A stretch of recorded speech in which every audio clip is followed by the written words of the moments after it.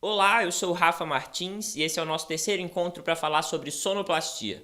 Hoje a aula vai ser um pouquinho mais prática do que as outras, na verdade, muito mais prática do que as outras, porque a gente vai executar vários dos conceitos que trabalharemos também durante essa aula e conceitos que vimos nas aulas passadas. Então pega seu caderno e sua caneta e vamos embora. Para começar a praticar essas noções da sonoplastia, primeiro a gente precisa entender alguns conceitos básicos.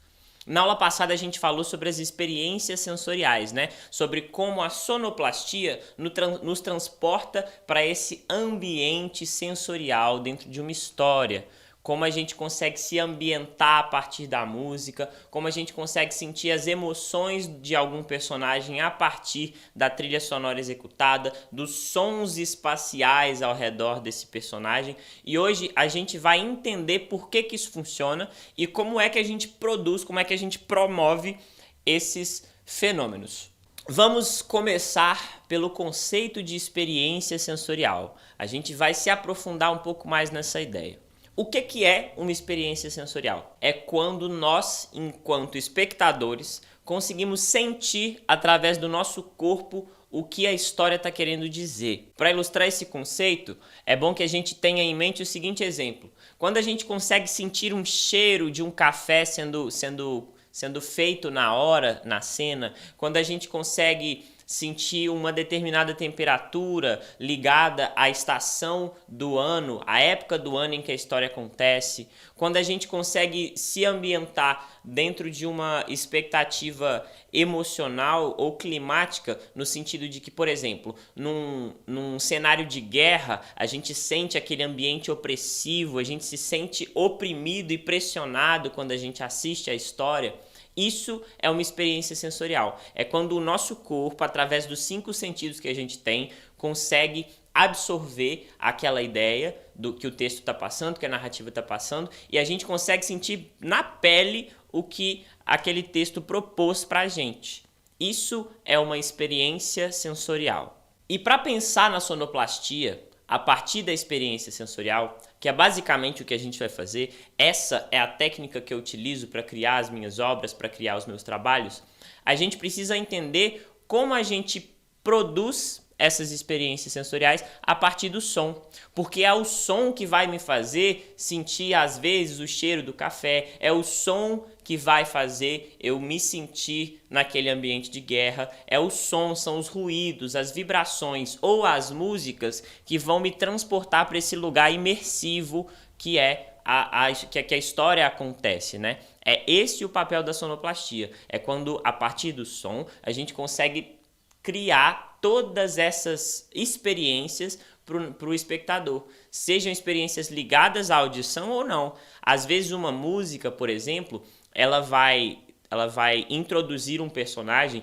e aquele personagem ele tem um tema único e específico. Então é uma música que vai tocar somente para aquele personagem sempre que aquele personagem precisar ser exaltado.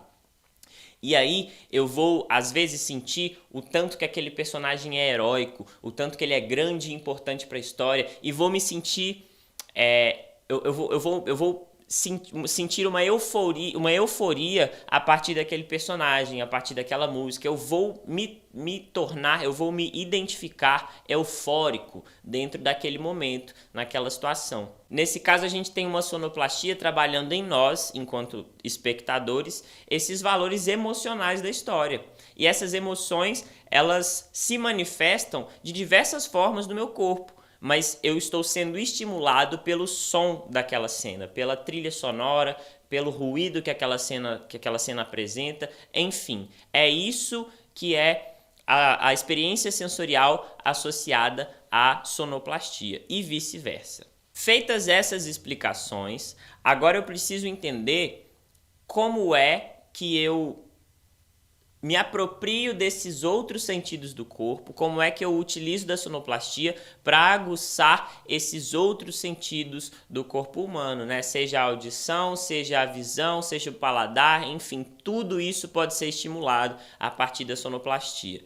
E eu preciso ter noção de como essas coisas funcionam. E aí eu volto lá atrás, na primeira aula, quando eu falei que o sonoplasta precisa ser observador, precisa ter a escuta e o olhar sempre aberto para as coisas que estão ao redor. Porque eu preciso entender como é que a minha memória emotiva funciona para eu conseguir acessar esse cheiro de café sendo feito na hora, para que através do som, para que através da minha cena eu consiga fazer o meu espectador sentir aquela experiência. Porque se eu tiver produzindo um filme, eu não vou conseguir colocar o cheiro em cena para o meu espectador sentir. Se eu estiver num teatro, às vezes eu até consigo fazer o café na hora, moer o café na hora para o meu espectador sentir aquele cheiro. Mas se eu tiver numa experiência audiovisual, eu já não tenho essa possibilidade. Então eu tenho que achar de outros recursos para fazer o meu espectador passar por aquela experiência. Para isso, eu preciso observar como é que essa memória emotiva funciona, como é que eu resgato esse cheiro de café a partir da memória do meu espectador. Às vezes, eu posso utilizar do jingle de uma propaganda de café muito marcante, que o meu espectador vai conseguir associar aquele jingle ao cheiro do café sendo moído na hora. Às vezes uma imagem vai me trazer esse valor. Enfim, existem várias possibilidades para eu estimular essa experiência. E aí a sonoplastia, nesse ponto, ela complementa a ideia, a ideia visual da minha cena. Além da sonoplastia, eu tenho a imagem, eu tenho um café sendo feito naquele momento, eu tenho alguma coisa que me remeta a esse cheiro do café na imagem, no visual, né, no físico, para que o meu som complemente aquela ideia e aí o meu espectador passe por essa experiência. Mas é importante a gente pensar nesse complemento também da narrativa com o som, da imagem com o som. Com base no que a gente falou aqui, o primeiro exercício de hoje não é um exercício tão prático, no sentido de que vocês não vão precisar anotar, não vão precisar registrar, não vão precisar fazer muito exercício manual, não. Mas é tentar pensar nessa ideia, tentar registrar essa ideia de que todos os meus 5 sentidos podem se associar de alguma maneira com o som produzido na minha obra. Então aí da casa de vocês, de onde quer que vocês estejam, eu quero que vocês tentem sentir, tentem lembrar de alguma sensação ligada a cada um dos 5 sentidos do corpo. Um gosto um sabor que vocês gostem muito, um cheiro que vocês gostem muito, ou que não gostem tanto, mas que é um cheiro marcante, uma textura especial para vocês, para a gente estimular esse tato, né? Às vezes, quando a gente encosta na terra ou na água, né? na areia, enfim, uma textura que te leve para uma memória bem marcante da sua vida. Uma imagem também. Essa textura, inclusive, pode ser uma temperatura, de repente, uma viagem que você fez para um lugar muito quente e úmido que te marcou de certa maneira. Então, tentem pensar da casa de vocês, de alguma lembrança que vocês tenham que estimule uma experiência sensorial no corpo de vocês. Mais uma para cada um dos 5 sentidos. Então tem que ter um sabor, tem que ter um cheiro, tem que ter uma imagem, tem que ter uma temperatura, tem que ter um som. Pensem nisso. Vamos fazer esse exercício agora. Se quiser, pode até pausar o vídeo para fazer o exercício e depois que conseguir executar todas esses estímulos, você bota play e a gente segue com a aula. Muito bem, primeiro exercício feito, vocês já conseguiram sentir na pele as experiências sensoriais que essas lembranças causam em vocês? Então vamos para o próximo passo, vamos para o próximo conceito na nossa aula. A ideia no encontro de hoje é começar a desenhar, começar a produzir uma sonoplastia para uma obra, seja ela uma contação de história, um filme, uma novela, uma radionovela, enfim, a gente vai produzir uma sonoplastia ou o princípio de uma sonoplastia para uma obra.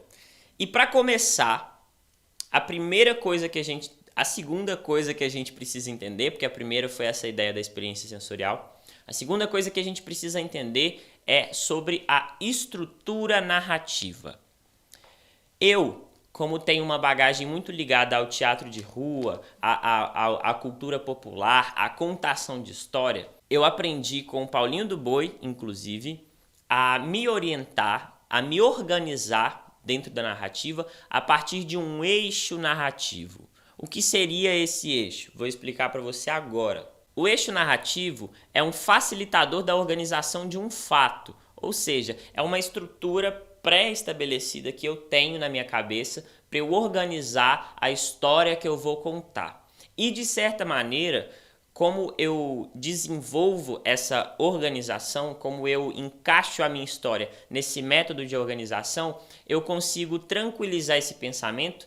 E essa tranquilização, essa organização, essa ordem que eu dou às coisas me possibilita inclusive uma margem criativa maior. Porque se eu tenho os fatos principais, o eixo, o esqueleto da minha narrativa, se eu tenho aquilo muito bem construído e estabelecido na minha cabeça, eu consigo preencher as lacunas entre esses pontos do eixo com a minha criatividade, com a minha imaginação. Dessa forma eu enriqueço a minha experiência, eu torno ela ainda mais imersiva, porque eu consigo colocar mais detalhes e mais pontos criativos, eu posso colocar mais estímulos à imaginação da pessoa que está me assistindo. E como eu organizo esse eixo narrativo dentro da minha cabeça? Como é que eu desenvolvo essa estrutura para o meu eixo narrativo?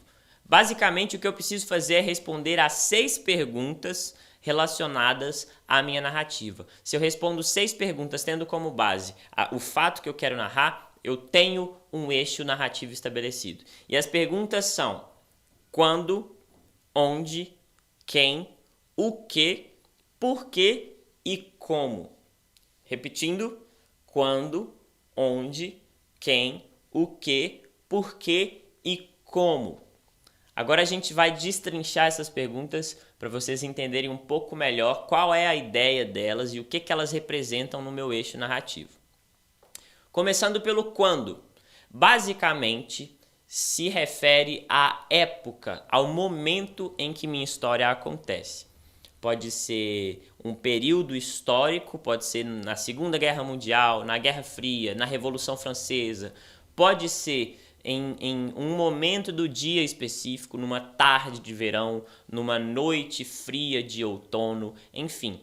Pode estar relacionado a um momento específico do dia ou uma época do ano, como eu dei exemplo aqui do verão, do outono, do inverno, enfim, das estações do ano. Esse quando pode se relacionar também a uma ideia, a um momento da vida do personagem, quando eu era criança, quando minha avó ainda era jovem, quando meu pai conheceu a minha mãe, enfim, esse quando ele pode estar relacionado a diversos valores, mas basicamente se refere ao momento em que a história acontece. A próxima pergunta é onde, ou seja, se refere ao espaço da minha história.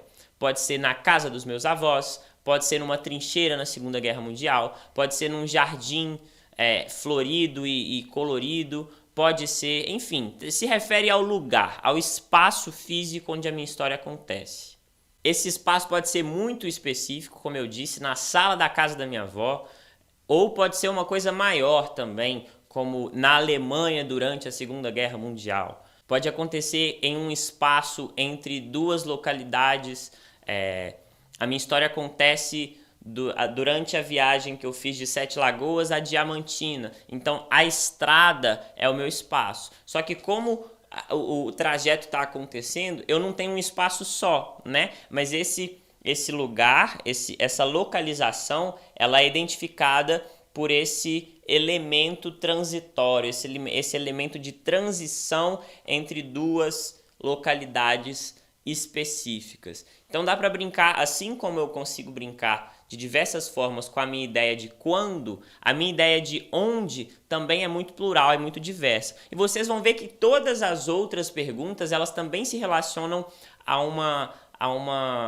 um princípio criativo muito amplo e muito diverso. A gente consegue dar diversos tipos de resposta para uma mesma pergunta. O que vai definir essa resposta, se é uma resposta mais específica, se é uma resposta mais abstrata, é a história que eu estou contando. Por isso essas perguntas, elas me ajudam a organizar essa minha ideia do eixo narrativo. porque elas não são perguntas soltas, elas estão relacionadas necessariamente à história que eu estou contando. Elas servem para eu identificar esses elementos e não me perder em relação a eles na procedência, no prosseguir da minha narrativa. Então eu sei que um personagem X ele aparece em vários momentos da história, porque eu identifiquei esse personagem quando eu fiz a próxima pergunta, que é a pergunta do quem. Então vamos para ela. Como eu mostrei no exemplo, o quem está relacionado aos personagens, às pessoas, aos animais, aos seres que estão presentes na minha história. Por que eu disse pessoas, animais ou seres? Porque às vezes o personagem da minha história é uma árvore.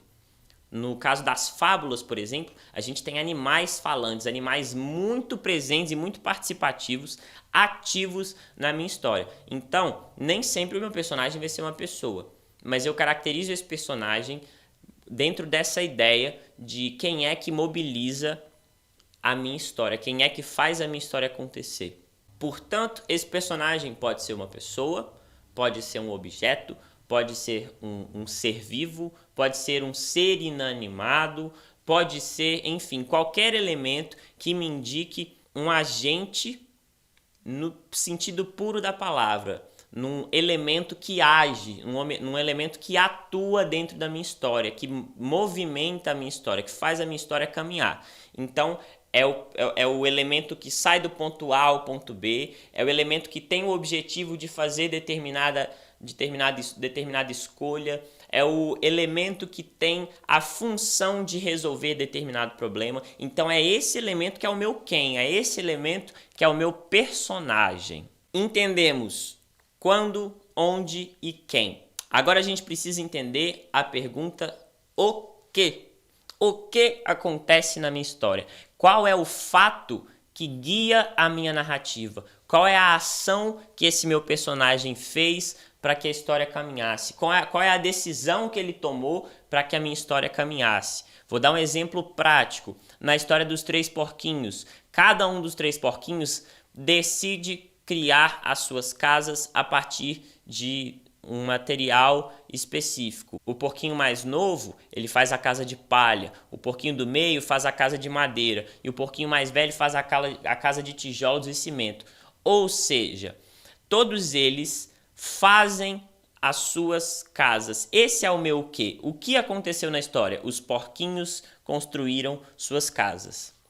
Esse é o quê? É a ação produzida pelo meu personagem, é a decisão tomada por determinado elemento na história, é um acontecimento central que faz a história caminhar. Na explicação vocês podem ver que eu relacionei esse o que a vários caminhos, né, que a história pode tomar. Pode ser uma ação, pode ser uma decisão, pode ser um acontecimento, enfim. Podem ser várias coisas. Nem sempre esse o que vai estar relacionado a uma atitude que o meu personagem fez, que o meu personagem promoveu. Mas a ideia do que está sempre relacionada ao movimento que a história tem que fazer, ao movimento que a história faz para caminhar, ao desenvolvimento dessa história. Então é um acontecimento principal que faz com que a história caminhe para frente. Vamos para a próxima pergunta: por quê? Esse porquê, como fica subentendido, está relacionado aos motivos, às motivações que fizeram o acontecimento de fato acontecer dentro da minha história. Vamos voltar ao exemplo lá do que eu usei. Os 3 porquinhos decidem construir as suas casas. Por que eles construíram essas casas? Para se proteger dos perigos da natureza, para se proteger do lobo mau, para se proteger. Esse para se proteger é o meu porquê. É ele que justifica a ação, a tomada de decisão dos meus personagens. Então, basicamente, o porquê está relacionado a essa ideia de justificativa, a motivação que gera aquele acontecimento central, aquele acontecimento principal. É o porquê associado ao eixo central da minha história, é o que faz a minha história caminhar. Esse porquê pode estar associado as motivações pessoais dos meus personagens, ou seja, pode ser um valor emocional. O meu personagem decidiu fazer tal ação porque ele não se sentia confortável no ambiente onde ele se encontrava. Pode estar relacionado também a um contexto, a uma circunstância do ambiente. O meu personagem, ele sai da Alemanha durante a Guerra Mundial, porque se ele ficasse ali, ele morreria, por exemplo. Então, ele toma uma decisão baseada numa motivação que o ambiente traz para ele. Ele se encontra num ambiente muito inóspito, muito propício a diversos acontecimentos ruins, diversos acontecimentos negativos. Então, ele é, de certa maneira, forçado a tomar aquela decisão para sair daquele lugar e, enfim, se manter vivo. Além dessa ideia circunstancial e dessa ideia emotiva, o meu porquê pode estar relacionado também, no exemplo dos 3 porquinhos, a um outro personagem. Os 3 porquinhos, eles constroem as casas deles porque eles querem se proteger do lobo. Então existe uma ameaça, essa ameaça está relacionada a um outro personagem e os meus personagens principais, eles precisam tomar uma decisão baseada na ameaça que aquele personagem antagonista representa. Então essa circunstância pode estar ligada, como a gente viu, pode estar ligada ao espaço, pode estar ligada à personagem e pode estar relacionada a aspectos emotivos da própria personalidade do meu protagonista. Às vezes, essa circunstância, ela coloca o meu personagem principal em um lugar passivo também, em um caráter passivo frente a uma situação que aconteceu. Então, às vezes, não vai ser o meu personagem que vai sair do lugar onde ele está para ir para o ponto B. Às vezes ele vai ser retirado desse lugar. Então, por que ele saiu? Porque alguma coisa aconteceu e ele, sem nenhum poder de escolha, foi removido do lugar onde ele estava e levado ao ponto B. Isso acontece em algumas histórias de guerra. Eu estou usando esse exemplo de guerra porque é um exemplo fácil de se assimilar. Então, o meu personagem, ele pode ser retirado pelo poder militar daquela cidade, ele pode ser retirado da casa dele e levado para outro lugar. E esse fato dele ter saído dali por motivos de pressão externa e de falta de escolha faz com que a história caminhe, e aí eu tenho todo o lance do o que relacionado ao porquê. Agora a gente vai para a última pergunta do eixo narrativo, que é o como. O como está relacionado diretamente com essa noção de processo, de passos que precisam ser dados para que a tomada de decisão do meu personagem aconteça. Os meus 3 porquinhos construíram suas casas porque precisavam se proteger do lobo. Como cada um fez isso? O mais novo construiu a sua casa com palha. O do meio construiu a sua casa com madeira e o mais velho construiu a sua casa com tijolos e cimento. Esse método, esse processo, esse procedimento, o caminhar da minha ação é o meu como. O como, eu acredito que seja uma das ideias mais simplistas dentro do eixo narrativo.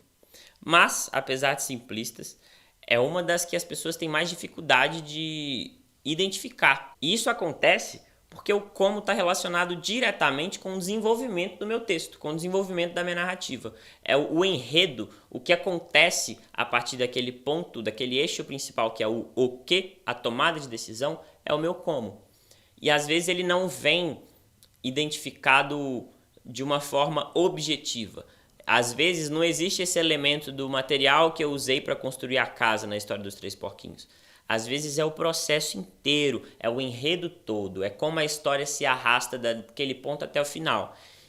E nesses momentos, a gente tem um pouquinho mais de dificuldade para identificar esse como. Mas, se eu tenho essa ideia fixa na minha cabeça, de que o como é o processo, de que o como é o caminhar da minha história, eu tenho um pouco mais de domínio para identificar esse elemento no meu eixo narrativo. E um detalhe importantíssimo que vai te ajudar a identificar qualquer que seja o elemento do eixo narrativo, que vai te ajudar a responder qualquer uma das perguntas desse eixo, é a prática. Quanto mais eu exercito essa técnica, quanto mais eu exercito essa forma de pensar e de organizar as minhas ideias, mais fácil ela se torna. Como qualquer atividade que a gente pratica, a repetição é o método mais eficiente dentro da arte. Quanto mais eu toco meu violão, mais eu tenho domínio sobre ele, mais sons eu consigo tirar a partir dele. Seja o som das cordas, seja o som do corpo, seja o som das cordas em outro lugar, como eu disse no vídeo anterior. A mesma coisa o meu triângulo, que é um instrumento que aparentemente é muito simples e me apresenta apenas dois sons a primeiro momento, né? Que é o som do triângulo com a mão presa e o som do triângulo com a mão solta, que se assemelha um pouco à ideia de sino, né? Então, quanto mais eu toco esse instrumento, mais possibilidades rítmicas ele me dá, mais possibilidades sonoras ele me apresenta. E aí eu consigo utilizar ele dessa maneira para indicar que alguma coisa está sendo manuseada, algum som mais seco é necessário. Eu posso usar como um sino, como eu disse. Eu posso usar para indicar que uma faca está sendo amolada, por exemplo.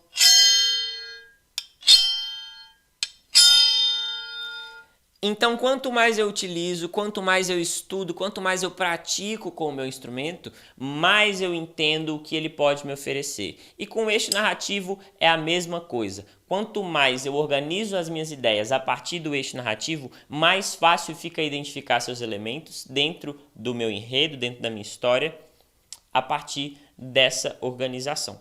Não se assustem.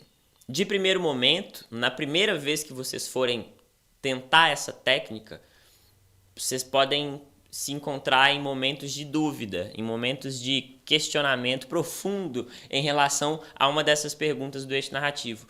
Putz, será que é esse o meu personagem mesmo? Será que o ambiente é esse? Eu não estou conseguindo identificar a época do ano em que acontece a minha história, mas justamente por isso, porque quando eu faço pela primeira vez, eu tenho algumas ideias muito concretas na minha cabeça e eu não consigo pensar dessa maneira mais ampla, eu não consigo expandir mais as possibilidades a partir daquilo ali.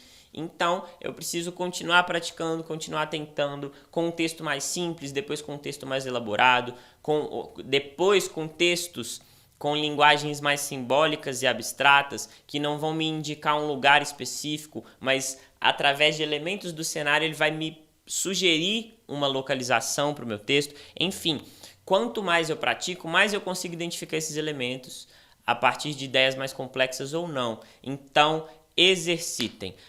A chave para o sucesso na arte, a chave para que você consiga executar suas ideias com precisão é a repetição, é o ensaio, é o treino constante e contínuo. Eu não preciso parar 5 horas do meu dia para ler um texto, mas se eu faço isso 30 minutos, se eu leio um capítulo de um livro e dentro desse capítulo eu consigo identificar esses elementos do eixo narrativo, já está feito o exercício naquele dia. Eu não preciso ficar repetindo aquilo mais vezes, eu deixo para fazer isso de novo amanhã, quando eu estiver em um próximo capítulo do meu livro. Exercitem, se dediquem a isso, com o tempo que vocês tiverem, mas se dediquem a esses estudos. Tá. Agora a gente já está entendido sobre essa ideia do eixo narrativo. Mas como é que isso se relaciona com a minha sonoplastia? Por que eu preciso saber do eixo narrativo para entender onde eu vou colocar o meu violão na minha cena? Exatamente por isso que você precisa do eixo narrativo. Para saber onde o meu violão se encaixa, onde a melodia que eu criei vai entrar naquela história, eu preciso primeiro ter noção dos momentos, dos acontecimentos, das circunstâncias, dos personagens da minha história. Se eu quero criar uma trilha sonora, uma música, um tema para o meu personagem principal, um tema heróico para o meu personagem principal, eu primeiro preciso identificar qual é o meu personagem principal. Se eu quero ambientalizar aquele cenário a partir do som, se eu quero propor que a minha história acontece na Segunda Guerra Mundial a partir dos sons da guerra, eu primeiro preciso saber se a minha história de fato acontece na Segunda Guerra ou não. E mais, eu preciso saber se o som que eu estou fazendo é de fato da Segunda Guerra, ou se é da Guerra Fria, se é da Primeira Guerra, se é da Guerra do Vietnã. Enfim, eu preciso ter noção desses elementos do meu eixo narrativo e da minha história para poder começar a desenvolver o meu trabalho de sonoplastia. E também para começar a associar a esses elementos do eixo a minha ideia de experiência sensorial. E agora que os temas se encaixam, é agora que as coisas se juntam e que tudo começa a fazer sentido. Fica atento. Agora a gente vai fazer o primeiro exercício dessa aula. Eu vou mostrar para vocês um texto. A gente vai ler um texto juntos. e a gente vai identificar cada um dos elementos desse texto, baseados na ideia de eixo narrativo. Ou seja, a gente vai pegar esse texto e vai responder às perguntas do eixo narrativo, tendo como base a narrativa que o meu texto trouxe. Depois que eu fizer essa identificação, depois que eu fizer esse destrinchamento do meu texto a partir do eixo narrativo, eu vou associar a cada um dos elementos que eu identifiquei uma experiência sensorial. Ou seja, se eu tenho meu personagem principal e conseguir identificar ele através da pergunta de quem é o meu personagem, agora eu vou associar a esse personagem uma experiência sensorial. Seja um cheiro, seja um gosto, seja um toque, uma temperatura, uma cor, uma música, enfim. Eu vou associar a esse personagem uma experiência sensorial. E vou fazer isso com todas as respostas do eixo narrativo, todas as perguntas do eixo narrativo. Se prepara, pega seu papel e sua caneta, bota uma água do lado também, se quiser comer alguma coisa, vamos junto. E agora a gente vai para a parte prática. Se liga no texto. Muito bem, aqui estamos para fazer o exercício da oficina de sonoplastia. Eu separei um texto para dividir com vocês e a partir desse texto a gente vai identificar o eixo narrativo e depois associar algum valor, alguma experiência sensorial a essas respostas do eixo. O texto que eu separei para vocês é o Genie, texto do espetáculo da oficina, espetáculo de encerramento da oficina aqui do Quintal, escrito por Paulinho do Boi, com consultoria da Rayane e da Clarice Rodrigues e co-direção da Thaís Eduarda. Aqui a gente já pode ver uma defesa desse texto, né, e alguns elementos de inspiração para ele, né. A pesquisa surge além da música do Chico Buarque, Geninho Zeppelin, também do texto de Spencer Essa Rosa, da Marjorie Rodrigues. E aqui Paulo faz uma defesa do seu texto. Aqui eu separei só um trecho desse texto da Genie para a gente fazer esse estudo, mas ainda assim vai ser de grande valia para a nossa experiência. Muito bem, vamos lá. Cena 1, cena narrativa. Aqui o Paulo, enquanto diretor, coloca algumas rubricas para indicar para a gente a construção dessa cena, a construção física, a disposição dos atores em cena, o figurino, os adereços e tudo mais. Condução ao tempo infantil de Genie, orfanato. Genie, abandonada no orfanato pela mãe prostituta que não tinha condições de assumir a filha. Então aqui a gente já tem uma personagem para responder lá embaixo em quem são as pessoas, as personagens que participam dessa história. Genie é o eixo central, então é a nossa protagonista. Construção de imagens sacras utilizando pano, coreografia e texto. Essa rubrica indica um valor da direção para os atores. Aqui a gente já tem 4 figuras de narrador, como podemos observar. E um deles começa: Era uma vez bendita Genie. Na esperança adocicada pela balinha oferecida, no orfanato abandonada, Genie se entregava ao adulto. E o terceiro narrador continua: Adulterado pela santidade dos religiosos, amparados pela Sagrada Escritura, que apregoavam a moral imposta, contraditória ao desejo febril. Em tom pecaminoso, usurpava aquele desgraçado destino infantil. Desconstroem-se as imagens sacras. Genie aparece no centro, sendo interpelada pelo religioso opressor. Esse religioso é na figura de um padre. E é ele quem fala agora. Passe aqui, menina. Venha. Está na hora de rezar. Cena de abuso. Formação de meninas com lenços na cabeça, hábito, em fila atrás do opressor. Formação do quarto com pano, cenas dos fantasmas no imaginário de Genie. Então aqui a gente tem uma cena bastante abstrata já, né? Com fantasmas sendo materializados em cena, representando a força opressora que o próprio inconsciente da Genie faz sobre a menina, enquanto o padre também exerce essa força opressora. Vista suas roupas, não fale. O que você está inventando? Mentirosa. O narrador continua, abafada, sufocada. A criança se agarrava em fragmentos de sonhos brincados nas rodas infantis como única alternativa para a esperança. O trabalho na lavanderia interrompia a utopia e a realidade se mostrava cruel demais. Transição cênica, coreografia.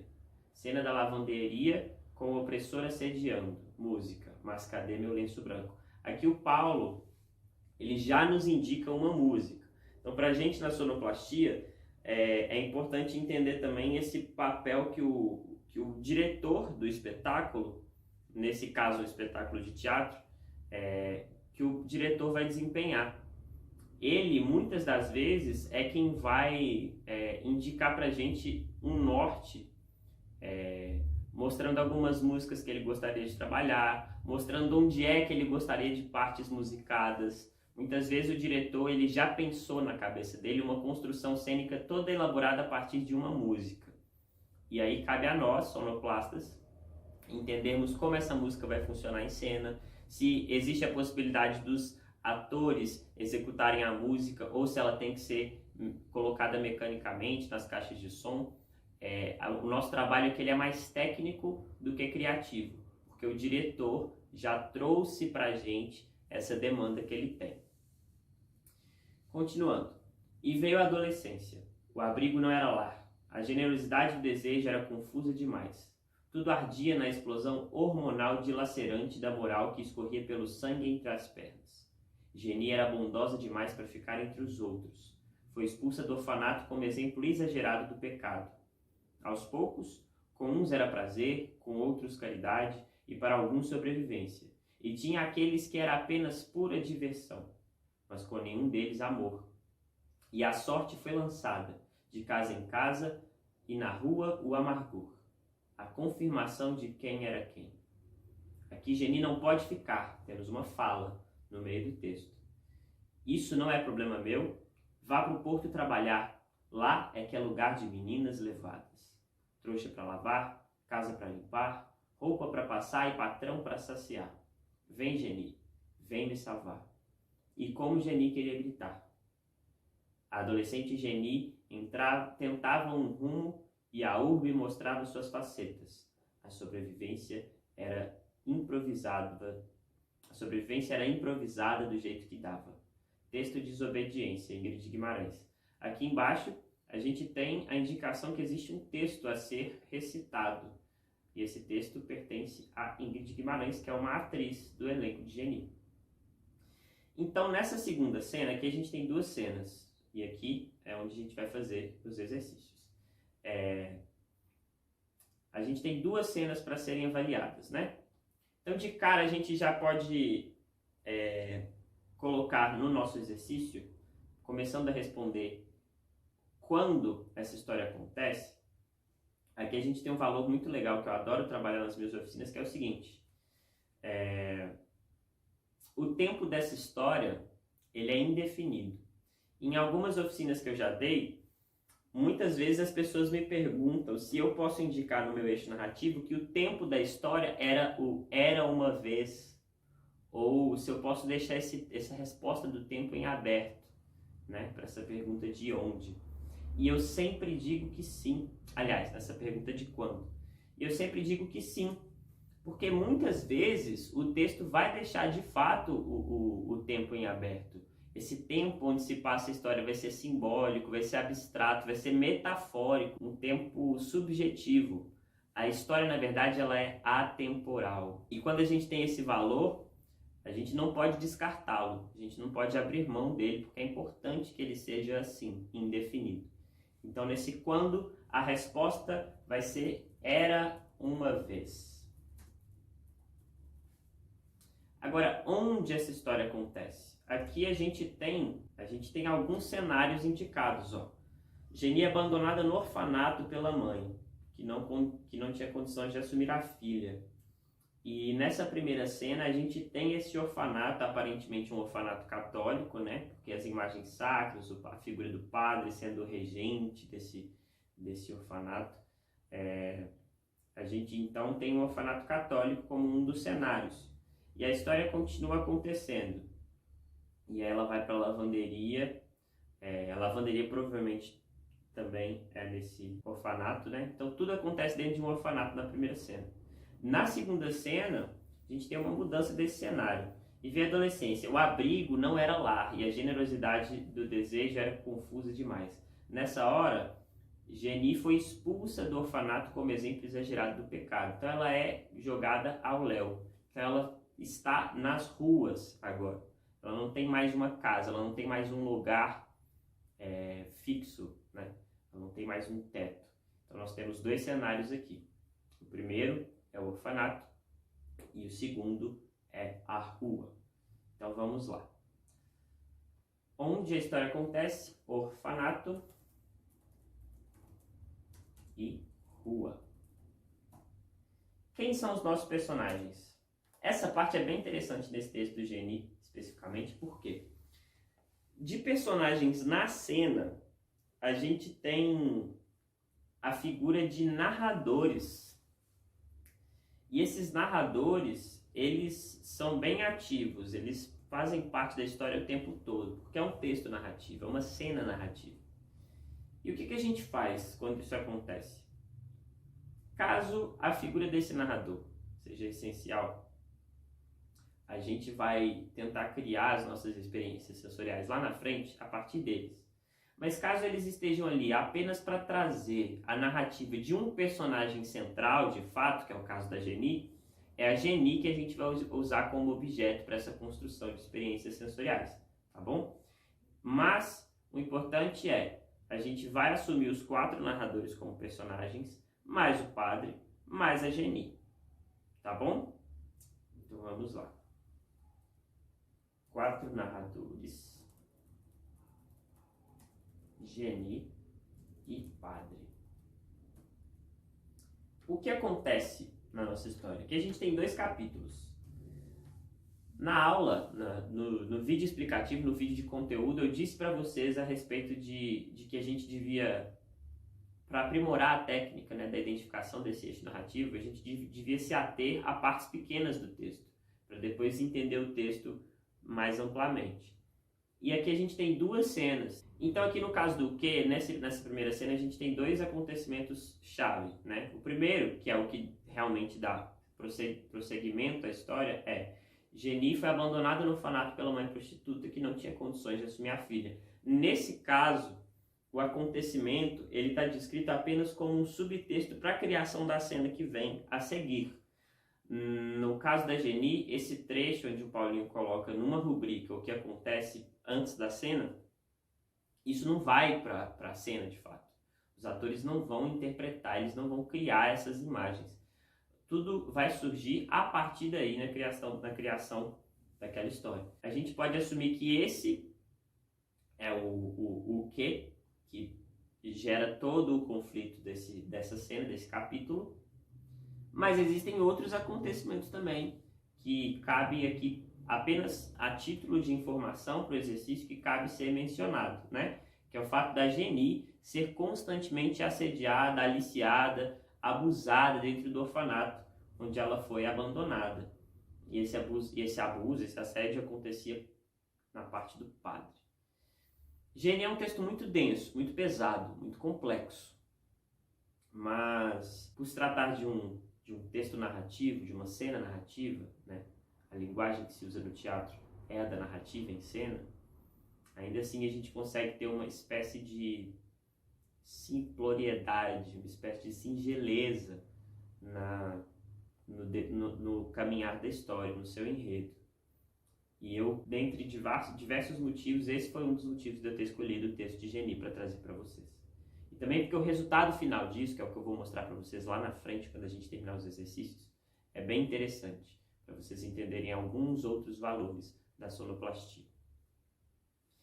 Então, vamos colocar no que da primeira cena, né? Geni foi abandonada no orfanato. Por que eu decidi colocar o que? Ao invés de colocar o que parte disso, né? Que é o fato dela ser aliciada e tudo mais. Porque tudo que vem depois é consequência desse. Então esse é o ponto-chave para nós nesse momento. Na segunda cena, a gente tem um outro porquê, né? Geni, ela foi expulsa do orfanato. O abrigo não era lar. Geni era bondosa demais para ficar entre os outros. Então, além desse, como nós temos duas cenas, a gente vai indicar aqui também que Geni foi expulsa do orfanato. Esses são os dois motes principais de cada uma das cenas.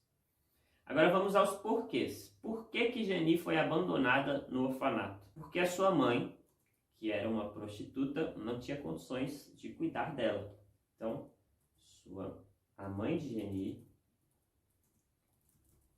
não tinha condições de cuidar da filha. E dando sequência, né, o porquê de Geni ter sido expulsa do orfanato, ela foi expulsa porque a generosidade do desejo era confusa demais, ou Geni era bondosa demais para ficar entre os outros. Foi expulsa como exemplo exagerado do pecado, ou seja, depois de ser assediada, de ser aliciada, de ser abusada, o padre viu em Geni uma figura muito disruptiva, uma figura que poderia botar tudo a perder dentro daquele sistema que ele tinha dentro do orfanato. Ele viu em Geni uma força muito grande, uma força que poderia bater de frente com ele, então decidiu expulsá-la como um exemplo para as outras pessoas que moravam no orfanato. Então, Geni foi expulsa por ser considerada uma ameaça àquele sistema. Serviu de exemplo. E como é que as coisas acontecem? Geni foi abandonada no orfanato. Como é que ela foi deixada lá? É o prosseguimento da história que eu falei, né? A mãe não tinha condições de assumir a filha, então leva a Geni até esse orfanato e a deixa ali. Como é que isso acontece? Aqui nesse caso, dessa primeira resposta, desse primeiro como, a gente vai ter um outro acontecimento bem legal para a gente enquanto sonoplasta e também enquanto contadores dessa narrativa, que é um espaço, uma lacuna a ser preenchida pela nossa própria criatividade, porque o texto não fala como é que esse abandono foi feito, né? Como é que essa mãe deixou a filha lá. Principalmente porque a cena que vai ser construída, a primeira cena do espetáculo, ela acontece após esse abandono ser consumado. Então, esse como fica a nosso critério imaginar, fica o nosso desejo pensar em como é que esse abandono foi feito, tá bom? Então, eu vou colocar 3 pontinhos para vocês aí de casa preencherem com a imaginação de vocês. E no segundo nós temos aqui, Geni foi expulsa por ser considerada uma ameaça àquele sistema, serviu de exemplo. Como é que isso foi feito? Agora sim a gente tem uma resposta um pouco mais concreta. Geni foi expulsa do orfanato como exemplo exagerado do pecado. O texto não fala claramente, Geni foi expulsa, foi jogada na calçada, teve suas coisas jogadas pela janela, mas a gente sabe, pelo teor da história, que existe uma certa truculência, uma certa violência nesse abandono, né? Nessa expulsão. Então a gente pode colocar esses valores para o como, tá? Então a gente tem aqui todo um adiante, né? Um passo adiante na história, que indica que a Geni, ela começou, depois da adolescência, depois da menstruação, começou a se envolver, começou a gostar dessa coisa mais libertina, né, desse aspecto mais carnal da vida. Muito por causa da construção que teve, né, repleta de abusos, repleta de sofrimentos e tudo mais. A gente sabe que a gente pode considerar que esse tipo de comportamento dela é fruto de um meio onde ela viveu. Então esse como é que Geni foi expulsa por ser considerada uma ameaça àquele sistema, a gente pode preencher dessa maneira. Com truculência, com violência, com opressão. Vou colocar com truculência, opressão. Muito bem, nós temos as respostas para o nosso eixo narrativo. A gente sabe como é que a história caminha, a gente sabe o que acontece na história a partir desse eixo. O próximo passo agora é trazer valores sensoriais para essa experiência, trazer experiências sensoriais para cada um desses elementos do eixo narrativo. A começar pelo Era uma Vez. A gente tem aqui um tempo aberto, né? Um tempo abstrato na história. Então, como é que a gente pode enxergar isso tendo como base a perspectiva da sonoplastia, da experiência sensorial? A gente pode colocar aqui, eu vou colocar em vermelho as nossas experiências sensoriais para ficar fácil o entendimento. A gente pode colocar uma experiência sensorial voltada para essa abstração do espaço, né? Esse tempo, na verdade, deixa de ser físico, se torna metafórico, se torna amplo. Então, a gente pode colocar como experiência sensorial essa ideia de elevação, né? Essa ideia de transcendentalização, ou essa ideia de imersão num espaço, no espaço, né? No tempo, nesse tempo indefinido. Porque isso também é uma experiência sensorial, essa ideia de viagem, né? De quando a gente escuta uma música, a gente se vê completamente conectado a essa música e se perde no tempo. O tempo, ele acontece devagar, ele acontece fora da nossa realidade. Então pode ser uma possibilidade para a gente. Como esse tempo no texto ele é aberto, ele é metafórico, ele é abstrato, ele é atemporal, a história é atemporal, a gente pode colocar essa ideia de abstração, né? Como uma experiência sensorial, uma viagem interna, uma viagem dentro de um campo de ideias. Então vou botar abstração como a nossa experiência sensorial. Onde? A gente tem o orfanato e tem a rua. Como é que eu posso definir uma experiência sensorial para esse orfanato e para essa rua? A gente tem aqui um ponto-chave, que é o seguinte. Dentro da história, a gente tem um tom muito pesado, muito denso, né? Muito soturno, por causa da experiência dramática que a Geni vive durante as duas cenas. Então, esse orfanato, que poderia ser um lugar que simbolizasse essa acolhida, ele, na verdade, é um lugar que representa todo esse valor opressivo que a Geni tem que enfrentar. Então, a ideia é justamente trazer esse sentimento, tanto para o orfanato quanto para a rua. Na rua ela está aberta ao mundo, né? O mundo é grande demais, o mundo engole a Geni. Então a nossa experiência sensorial ela tem que casar esse espaço que o texto traz e essa energia emocional que a narrativa também traz. Então, para esse orfanato, a gente pode colocar como experiência sensorial a intimidação, o encolhimento, né, que a Geni sente, porque ela se sente diminuída em volta de tudo aquilo que é grande demais e pesado demais para ela carregar. Sentimento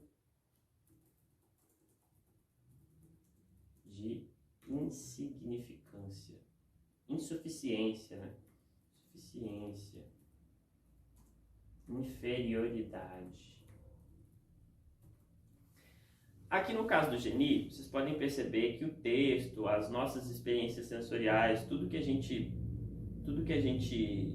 está vivendo, tudo que a gente está observando, parte de uma prerrogativa muito sentimental, muito emocional, né? Todas essas nuances do texto, elas acontecem nesse campo emocional. Em outros casos, a gente vai ver coisas muito mais práticas, né? A gente vão ter textos em que esse onde, a experiência sensorial relacionada a esse onde, não vai ser tão emocional, vai ser mais física.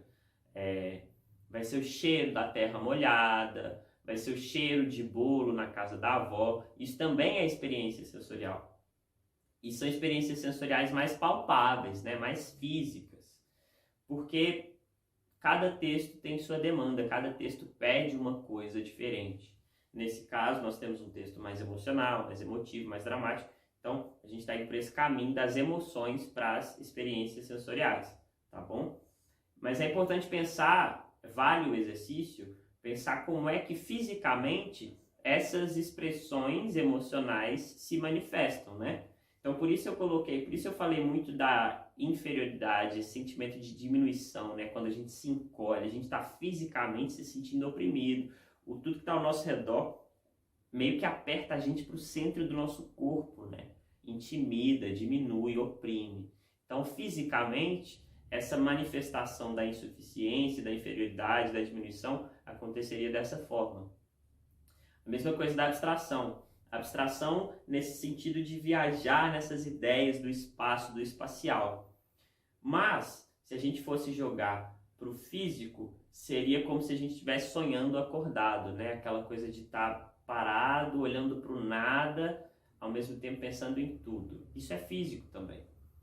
Então, cada texto vai pedir uma resposta diferente a essas experiências sensoriais. Vamos para os nossos personagens. Aqui vem um elemento bacana de se trabalhar, que eu comentei com vocês lá atrás, que é a respeito dos 4 narradores. Esses 4 narradores, eles não são elementos preponderantes na história. Eles são objetos que servem para fazer essa história caminhar. Os personagens que realmente definem o que acontece na cena são a Geni e o padre. Esses narradores estão como complemento narrativo para aquela situação. Então, a gente deve focar essa exploração das experiências sensoriais na Geni e no padre, né? O padre como essa figura opressiva, ameaçadora, vilanesca, e a Geni como essa figura ingênua, pobre, sofrida e intimidada. Então, o que eu sugiro de experiência sensorial para essas duas figuras? Uma brincadeira desse contraponto, né? A gente tem que se sentir ameaçado pelo padre e a gente tem que ter esse sentimento de acolhimento em relação a Geni. Então é isso que eu vou colocar aqui. Acolhimento e ameaça. Intimidação.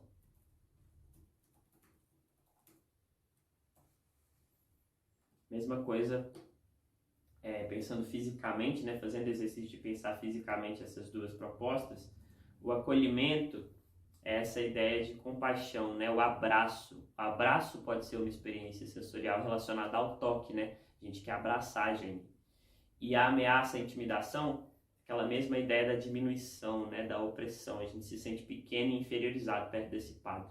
Ou há quem sinta também uma raiva, uma indignação, né, uma cólera em relação a esse padre. Então a gente se inflama. A experiência sensorial relacionada a isso pode ser esse calor que a raiva e o estresse trazem pra gente. O que acontece? Geni foi abandonada no orfanato e Geni foi expulsa do orfanato logo depois. Então aqui a gente tem 2 fatos relacionados a uma ideia de não pertencimento, né? Geni, ela não pertence ao lugar onde ela está. Ela está onde está porque sim, porque o mundo fez com que ela estivesse ali. Não é por opção. Tanto na questão de entrar para o orfanato, quanto na questão de sair do orfanato. Nas duas condições, Geni é passiva. Ela não escolhe nenhuma delas. Então, como experiência sensorial, a gente pode colocar essa ideia da subordinação involuntária, né? Da subordinação forçada. Isso é a gente pode trazer para o físico de que maneira? Eu sou subordinado, eu abaixo a cabeça para você. A imagem da pessoa de cabeça baixa é uma experiência sensorial, né? Aquilo me causa alguma coisa.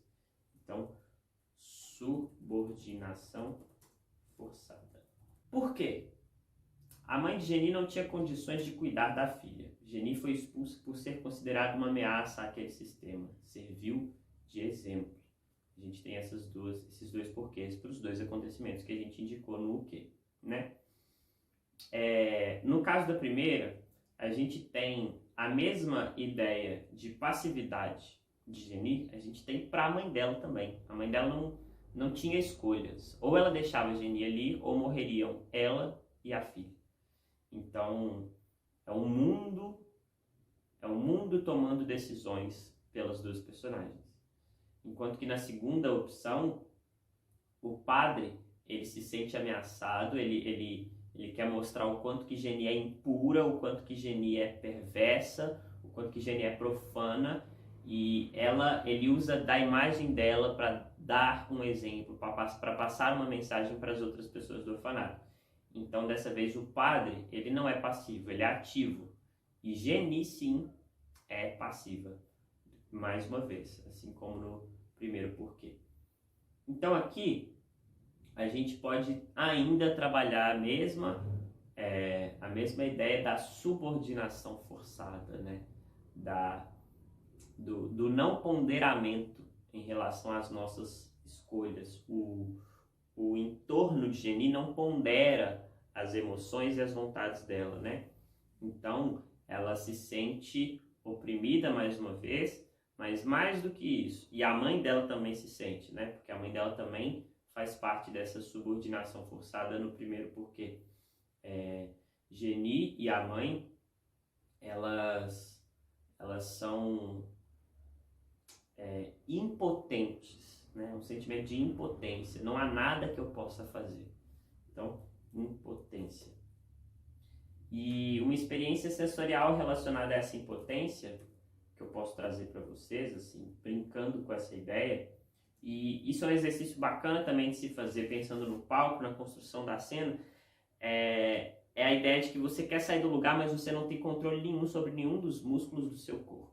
Você faz força, você faz muita força, mas você não sai do lugar.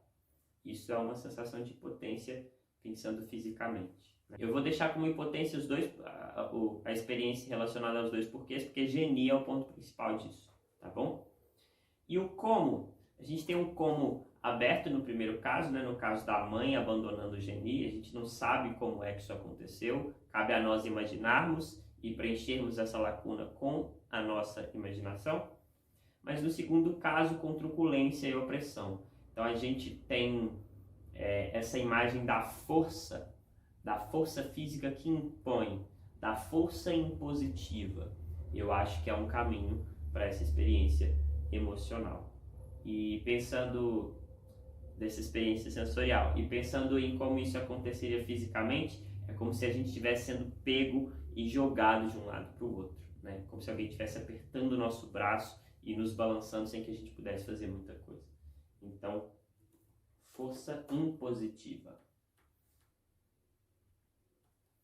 É claro, gente, que eu estou fazendo esse exercício com vocês a partir de uma experiência já construída, né? O processo do Genie, ele já aconteceu, a gente já fez o espetáculo já existe. Então, eu nada mais estou fazendo do que compartilhando com vocês os pensamentos que a gente teve lá atrás durante o processo do espetáculo. Se a gente estivesse pensando do zero, se a gente estivesse construindo do zero, eu com certeza poderia preencher essas lacunas com outras respostas que não essas que eu estou dando. Da mesma forma, vocês aí na casa de vocês, se estiverem pensando em coisas diferentes das minhas, não pensem que está errado. Pensem só que é um ponto de vista diferente. Entendam o que o texto quer dizer, e para isso eu preciso ler, reler, e tomem suas próprias conclusões, achem suas próprias respostas, tá bom? O que eu estou fazendo aqui não é uma resposta única e absoluta para as perguntas que nós nos fazemos durante o exercício. É só o que eu pensei, o que eu achei quando vivi o processo do Genie. Mas que se eu tivesse que remontar esse processo, provavelmente as respostas que eu traria seriam diferentes, assim como as de vocês podem ser, não se preocupe. Muito bem, então chegamos ao final do nosso exercício. É assim que fica a nossa tabela, né, da resposta dessa dinâmica. Nós temos aqui respondendo as perguntas dos eixos narrativos, e associada a essas respostas a gente tem uma ou mais experiências sensoriais. E a partir daqui a gente parte para o próximo passo do exercício, no próximo encontro, numa próxima aula. Um abraço. Muito bem, exercício feito, exercício finalizado. Eu espero de verdade que vocês tenham entendido o que eu quis passar para vocês. Espero que vocês tenham entendido as técnicas que a gente desenvolveu, o que é o eixo narrativo, como aplicar esse eixo narrativo à minha história, como é que eu crio e proponho essas experiências sensoriais a partir do meu eixo. Espero que entendam, inclusive, o que são essas experiências sensoriais, porque isso é fundamental para a nossa oficina. O meu método de composição, de elaboração de uma trilha sonora ou de uma sonoplastia parte dessas ideias de experiência sensorial. Eu crio a partir do sentimento, da sensação e da experiência que eu quero passar para o meu espectador. Tem gente que desenvolve outros métodos, né? Existem diversos tipos de compositores, diversos tipos de escola de sonoplastia, e essa é a minha, baseada na minha experiência com o Felizardo, com o Rock Baby, com o Le Cirque du Sonois, com o Quintal do Boi da Manta, com o Espetáculo Genie, enfim. Eu aprendi dessa forma e espero que eu consiga passar para você também com uma certa precisão, com uma certa exatidão, o que eu penso em relação à sonoplastia. Para ter acesso ao texto que a gente usou para fazer a atividade, o link está na descrição desse vídeo, você pode baixá-lo em PDF e utilizá-lo aí da melhor forma que você queira. Se quiser imprimir, rabiscar, fazer anotações, enfim, fique à vontade, o material está todo aqui no link da descrição para vocês. É sempre importante lembrar que essa oficina ela acontece amparada pela Lei Aldir Blanc estadual. Não fosse essa lei, a gente não conseguiria recursos para produzir um conteúdo virtual para vocês em plena pandemia. Então, fiquem atentos. Apoiem a cena artística local, porque a gente está precisando muito. Assistam às lives, assistam às oficinas, assistam às apresentações virtuais. Consumam esse tipo de conteúdo, porque isso é direito de vocês, é direito nosso. A gente tem direito ao acesso à cultura, à educação, à arte. E é isso que a gente quer propor para vocês nessa oficina. A gente se vê no próximo encontro. Um beijo e até lá.